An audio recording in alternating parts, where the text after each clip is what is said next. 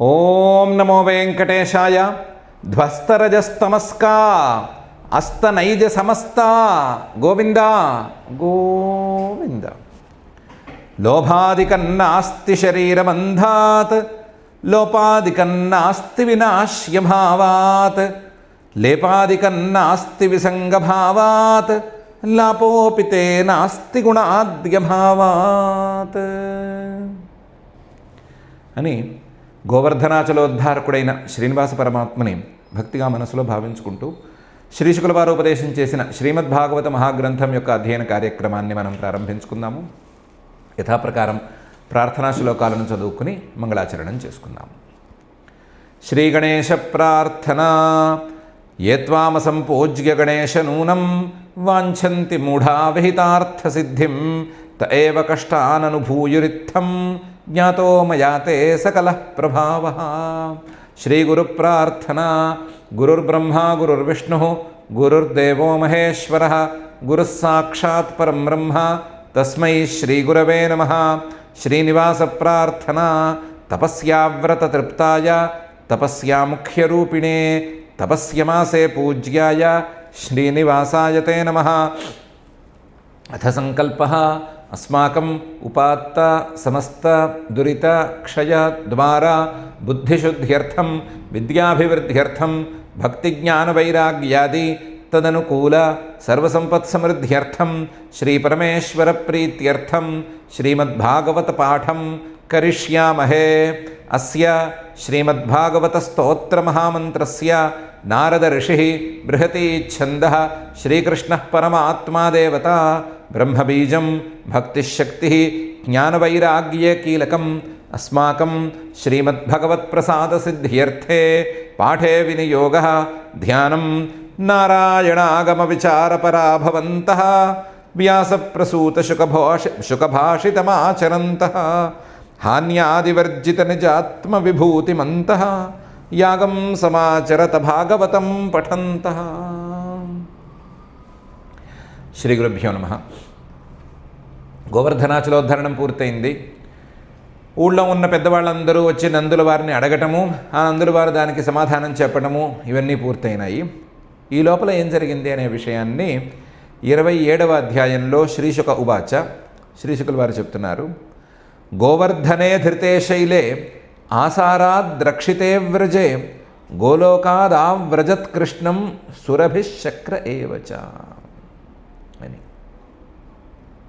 గోవర్ధనే ధృతే శైలే, ఓ పెద్ద గోవర్ధన పర్వతాన్ని పెకిలించి పైకి ఎత్తి పట్టుకున్నాడు ఈయన.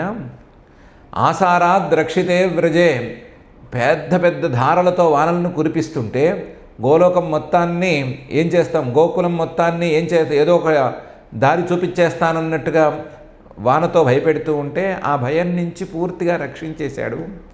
ఆసారాద్ రక్షితే వ్రజే. దాంతో ఎక్కడో స్వర్గలోకంలో సింహాసనం మీద పైన ఎక్కడో ఎత్తులో కూర్చున్నటువంటి ఇంద్రుడు గోలోకాత్ ఆవ్రజత్, అక్కడి నుంచి పరిగెత్తుకుని వచ్చేశాడు. కృష్ణం, శ్రీకృష్ణుడు ఎక్కడున్నాడని వెతుక్కుని వచ్చాడు. ఆయనతో పాటు సురభి అనేటువంటి కామధేనువు కూడా, స్వర్గలోకంలో ఉండేటువంటి ఆవు కూడా, ఆవిడ కూడా వచ్చేసింది. శక్ర ఏవచ. ఇందులో పాపం ఇంద్రుడేమో భయం కొద్దీ వచ్చాడు, భయపడొచ్చాడు. ఎందుకంటే నేను ఆయన పట్ల అపరాధం చేశాను, ఆ అపరాధాన్ని వెంటనే ఆయన ఎత్తి చూపించేసేసాడు. ఇప్పుడు కనుక నేను వెళ్ళి క్షమాపణ చెప్పుకోకపోతే నాకేమైనా ముడుతుంది అని భయంతో ఆయన వచ్చాడు. సురభి మాత్రం పాపం నా మందల్ని, నా జాతిని సంరక్షిస్తున్నాడు. ఈయన మామూలుగాను సంరక్షిస్తూనే ఉన్నాడు. ఈరోజు వర్షం ఇంత తీవ్రంగా కురుస్తుంటే నా జాతిలో ఒక్క దూడకు కూడా ఏమీ కష్టం కలగకుండా జాగ్రత్తగా ఆవుల్ని కాపాడుతున్నాడు అనే కృతజ్ఞతను ప్రదర్శించడానికి ఆవిడొచ్చింది. ప్రీతితో సురభి, భయంతోనేమో ఇంద్రుడు, వీళ్ళిద్దరూ వచ్చారు. గోవర్ధనే ధృతే శైలే ఆసారాద్రక్షితే వ్రజే గోలోకాదావ్రజత్కృష్ణం సురభిశక్ర ఏవచ. వీళ్ళిద్దరూ ఏకాంతంలో శ్రీకృష్ణుని కలుసుకున్నారు. వివిక్త ఉపసంగమ్య వ్రీడిత కృతహేళన పస్పర్శ పాదయోరేనం కిరీటేనార్కవర్చస. వివిక్తే ఏకాంతంలో పట్టుకున్నారు. ఉపసంగమ్య దగ్గరికి వెళ్ళేటప్పుడు ఇంద్రుడేమో భయంగా అడుగులు వేసుకుంటూ వెళ్ళాడు. ఉపసంగమ్య దగ్గరగా మరొకరికి మాటలు వినిపించకుండా దగ్గరికి చేరాడు. వ్రీడిత సిగ్గుపడిపోతున్నాడు. కృతహేళన తాను తప్పు చేశాను అని పశ్చాత్తాపపడుతున్నాడు. అలా ఇంద్రుడు కృష్ణుడి దగ్గరికి వెళ్ళి బాధతో సిగ్గుతో భయంతో వెళ్ళి పస్పర్శ పాదయో నేనం పాదాల మీద పడిపోయాడు. ఎలా పడిపోయాడు అంటే ఈయన కిరీటం వెళ్ళి శ్రీకృష్ణుడి యొక్క పాదాలకు తగిలింది. ఆ కిరీటం సామాన్యమైన కిరీటం కాదు. దేవలోకంతో సహా 3 లోకాలకు పాలకుడికి ఉండేటువంటి కిరీటం. ఆ కిరీటమే సూర్యుల్లాగా ధగ మెరిసిపోతూ ఉంటుంది. ఆ కిరీటం ఒక మహా అధికారానికి చిహ్నం. ఆ కిరీటం ఇంద్రుడి యొక్క సంపదలకి చిహ్నం. ఇంద్రుడి యొక్క కీర్తికి, ఇంద్రుడి యొక్క అధికారపు పట్టుకి అన్నిటికీ చిహ్నం. ఆ కిరీటాన్ని శ్రీకృష్ణుడి యొక్క పాదాలకు తాకేటట్లుగా సాష్టాంగపడిపోయాడు. వివిక్త ఉపసంగమ్య వ్రీడిత కృతహేళన పస్పర్శ పాదయోరేనం కిరీటేన అర్కవర్చస దృష్టశ్రుతానుభావోస్య కృష్ణస్యామిత తేజస నష్టత్రిలోకేశమద ఇంద్ర ఆహ కృతాంజలి.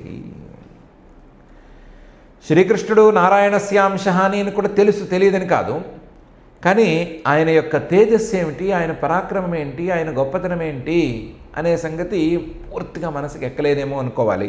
కనీసం కథాగమనం ప్రకారమైనా సరే. అసలు వాస్తవానికి ఇలా కాదు అని అనుకున్నాం మనం. ఇంద్రుడి యొక్క స్థాయి వేరు, ఆయన యొక్క గొప్పతనం వేరు, ఆయన సాత్వికత వేరు అని చాలాసార్లు అనుకుంటూ వస్తున్నాము. కాబట్టి కథాగమనం ప్రకారమే చూసుకోవాలి. ఇంద్రుడంతటి వాడు కూడా శ్రీకృష్ణుడి యొక్క పాదాల ముందు దిగదుడుపే.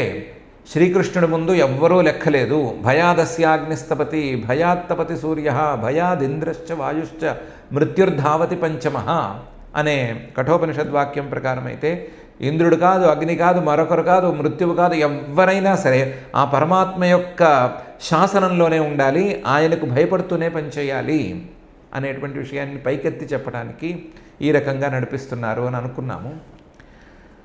ఈ ఇంద్రుడు కథాగమనం ప్రకారమైతే శ్రీకృష్ణుడి యొక్క పరాక్రమాన్ని, శ్రీకృష్ణుడి యొక్క ప్రభావాన్ని, ఆయన యొక్క శక్తిని, ఆయన యొక్క యుక్తిని, వీటన్నిటినీ ప్రత్యక్షంగా కళ్ళారా చూశాడు. ఇంతకుముందు ఏదో ఆయన ప్రభావాన్ని కాస్తంత విని ఉన్నాడేమో, ఇప్పుడైతే దృష్టం మొత్తం చూశాడు కళ్ళారా. దృష్టశ్రుతానుభావోస్య కృష్ణస్యామిత తేజస. దాంతో నష్టత్రిలోకేశమద. ఈయన ప్రభావం ముందు నేనేం పనికొస్తాను, నేను చేసే పనులకి ఈయన చేసే పనులకి పొంతనేముంది అని అనుకుని తనలో ఉండేటువంటి గర్వాన్నంతా పోగొట్టుకున్నాడు. నిజానికి ఆయన గర్వమంతా నశించిపోయింది. నష్ట త్రిలోకేశమద. ముల్లోకాలకి అధిపతిని అనే అహంకారం ఏమైనా ఉంటే ఆ అహంకారం అంతా నశించిపోయింది. నశించిపోగా ఇంద్ర ఆహ కృతాంజలి 2 చేతులు జోడించి శ్రీకృష్ణుడితో అన్నాడు, దృష్టశ్రుతానుభావోస్య కృష్ణస్యామిత తేజస నష్టత్రిలోకేశమద ఇంద్ర ఆహ కృతాంజలి. ఇంద్రుడు చాలా తెలివైనవాడు, చాలా సాత్వికుడు, చాలా గొప్పవాడు అని పనిసార్లు అనుకుంటున్నాం కదా. అదే పనిగా అదే మాట చెప్పుకుంటున్నాం కదా. ఇంద్రుడు అని ఆయన పెద్ద హీరో అని మనం చెప్పుకుంటున్నాం కదా. దానికి తగ్గట్లుగానే మాట్లాడాడు. ఇంద్ర ఉవాచ, నిన్ను నా అపరాధాన్ని క్షమించమని అడగాలి. అపరాధాన్ని క్షమించమని అడగటానికి ముందు అసలు నేను అపరాధం చేస్తే నువ్వు నన్ను దండించినట్లే ఏం జరగలేదు కదా. ఇక్కడ నా మీద అనుగ్రహమే కదా చూపించావు. అలాంటప్పుడు ఇంకా అపరాధం జరిగిందని నువ్వు నన్ను దండించావని చెప్పుకోవడానికి ఏముంది అని అర్థం వచ్చేటట్లుగా కొన్ని శ్లోకాలు పలికాడు. వాటిల్లో మొదటి శ్లోకం, విశుద్ధ సత్వం తవధామ శాంతం తపోమయం ధ్వస్తరజస్తమస్కం మాయామయోయం గుణ సంప్రవాహ న విద్యతే తే గ్రహణానుబంధ అని మొదటి శ్లోకం. దీన్ని రెండు రకాలుగా అన్వయించుకో స్వామి. 2 రకాలుగా అన్వయం చేసుకుని నా మనసులో అభిప్రాయాన్ని నువ్వు తెలుసుకో. విశుద్ధ సత్వం తవధామ శాంతం. నీ స్వరూపం, నీ అసలు వాస్తవ స్వరూపం ఉంది కదా, నీ యొక్క అసలు స్వరూపం అది తవధామ శాంతం. అది ఏ రకమైనటువంటి భేద దృష్టి లేని ఏకత్వంతో స్థిరపడి ఉంది. శాంతం, భేదాలన్నీ ఉపశమించిపోగా పరిశుద్ధంగా నిలిచి ఉంది. అందువల్ల విశుద్ధ సత్వం, అది విశుద్ధమైనటువంటి తత్వం, ఏ భేదాలతోనూ ఏ విశేషాలతోనూ సంబంధం లేని పరిశుద్ధమైన తత్వం నీది. ఆ భేదాలతో నిమిత్తం లేనటువంటి నీ యొక్క స్వరూపం తపోమయం. యస్య జ్ఞానమయం తపః అనేటువంటి ఉపనిషద్వాక్యాన్ని ప్రమాణంగా తీసుకుంటే జ్ఞానస్వరూపం. తపస్సు జ్ఞానమే నీ యొక్క రూపం, తపోమయం. ఆ తపోమయంగా ఉండేటువంటి ఆ స్వరూపంలో, జ్ఞానమయంగా ఉండేటువంటి స్వరూపంలో రజోగుణాలకి తమోగుణాలకి అసలు ప్రవేశమే లేదు. ధ్వస్త రజస్తమస్కం. రజోగుణం తాలూకు ప్రభావం కానీ తమోగుణం తాలూకు ప్రభావం కానీ అక్కడ పనికి రాదు. ఎందుకంటే అసలు అజ్ఞానం తాలూకు సంస్పర్శ ఆ జ్ఞానంలో విశుద్ధమైన జ్ఞానస్వరూపంలో లేదు. ధ్వస్త రజస్తమస్కం. అందువల్ల మాయామయోయం గుణ సంప్రవాహ న విద్యతే తే. మాయతో అంటే త్రిగుణాత్మకమైన మూల ప్రకృతితో సత్వ రజస్తమో గుణాలతో వచ్చేటువంటి గుణ సంప్రవాహ, ఒకదాని వెంట ఒకటి ఒకదాని వెంట ఒకటి అని గుణాలు పారుతూ ఉండటం అనేటువంటి ఈ సంసారం న విద్యతే తే, నీకు లేదు.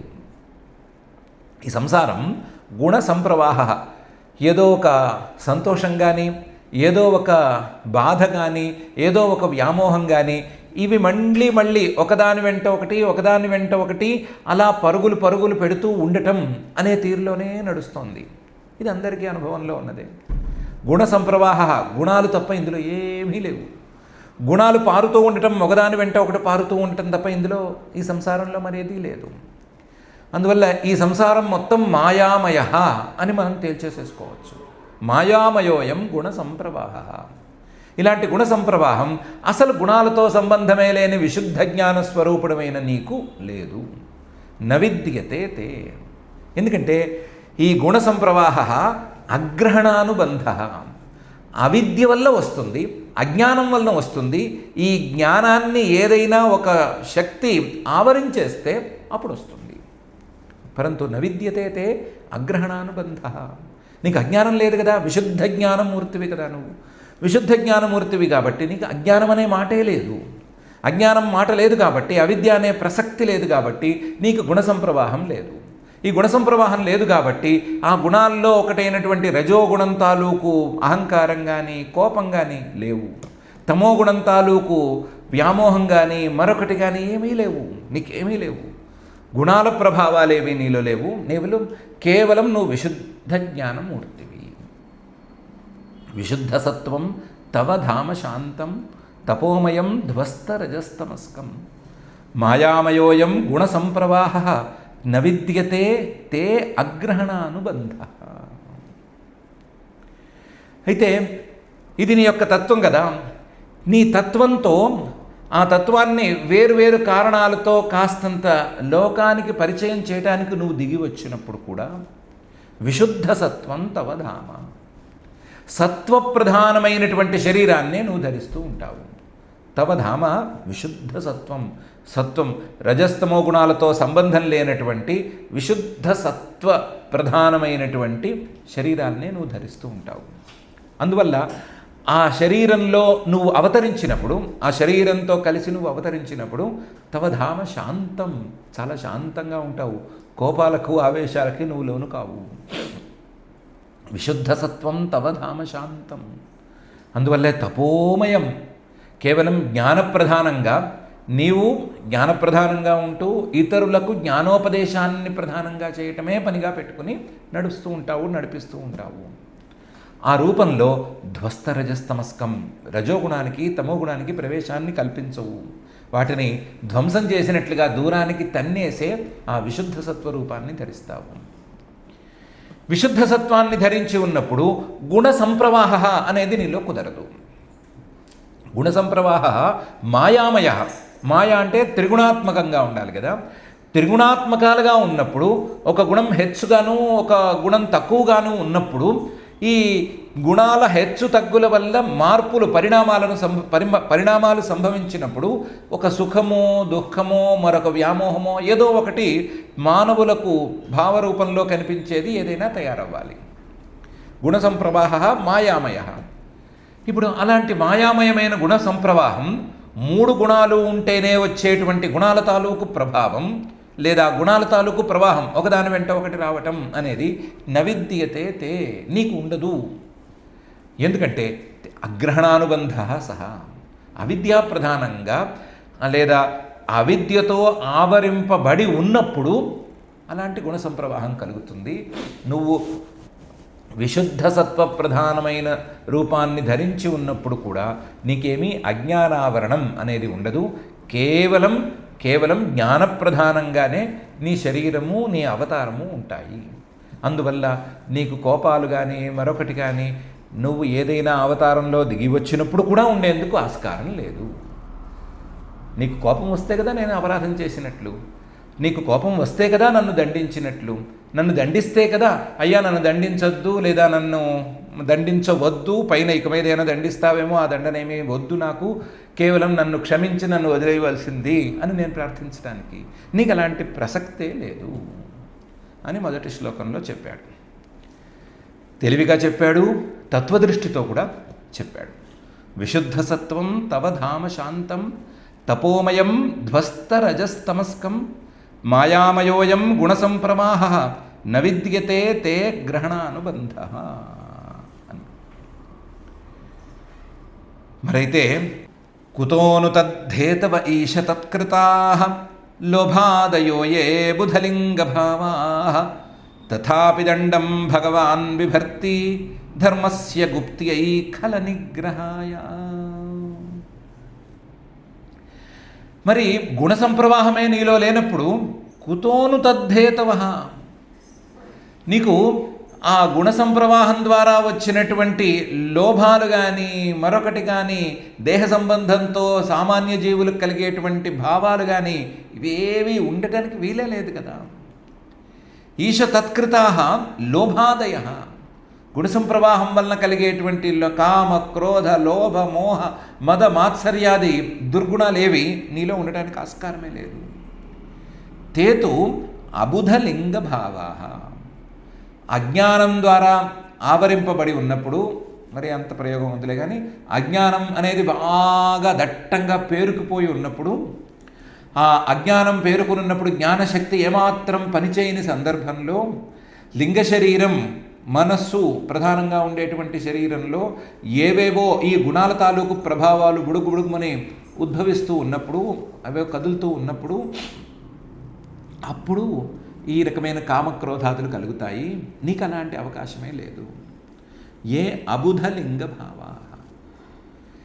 కానీ కోపం లేదు అన్నంత మాత్రాన నువ్వెవరిని దండించవు అనే మాట లేదు. తథాపి దండం భగవాన్ బిభర్తి, సమర్థుడమైనటువంటి నువ్వు దండాన్ని చేతిలో ధరించి అందరినీ అదిలిస్తూనే ఉంటావు.